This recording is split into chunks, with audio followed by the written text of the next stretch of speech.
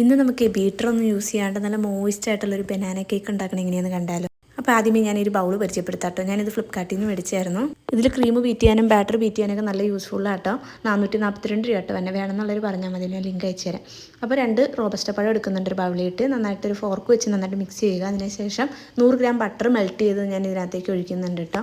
അതിനകത്തേക്ക് 1/2 cup sugar add ചെയ്യുന്നുണ്ട്, പൊടിച്ചിട്ടും ചേർക്കാം കേട്ടോ. പിന്നെ 2 എഗ്ഗ് വേണ്ടത്, ഓരോ എഗ്ഗ് വീതം ആഡ് ചെയ്ത് നന്നായിട്ട് മിക്സ് ചെയ്യുക കേട്ടോ.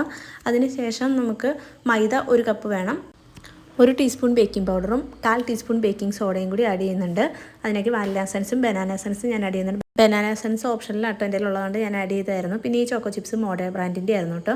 അതും കൂടി ചേർത്തിട്ട് നമ്മളൊരു ഇതുപോലത്തെ ഒരു ബ്രെഡിൻ്റെ മോൾഡിട്ടാട്ടോ ഞാൻ ബേക്ക് ചെയ്യാനായിട്ട് വെക്കുന്നത്. കുറച്ച് മുകളിലും ചോക്കോ ചിപ്സ് ആഡ് ചെയ്യുന്നുണ്ട്. 170 ഡിഗ്രിയിൽ ഒരു 35-40 മിനിറ്റ് എടുത്തിട്ട് ഇത് ബേക്ക് ചെയ്യാനായിട്ട്. നന്നായിട്ട് തണുത്തതിന് ശേഷം ഇത് ഡിമോൾഡ് ചെയ്ത് കട്ട് ചെയ്തെടുക്കാം കേട്ടോ. ഇതിനകത്തേക്ക് ഒരു 1/2 ടീസ്പൂൺ സിനമൺ പൗഡറും കൂടി യൂസ് ചെയ്താൽ നല്ലതായിരിക്കും കേട്ടോ. ഞാൻ കാണിക്കാനായിട്ട് വിട്ടുപോയിട്ടുണ്ടായിരുന്നു കേട്ടോ.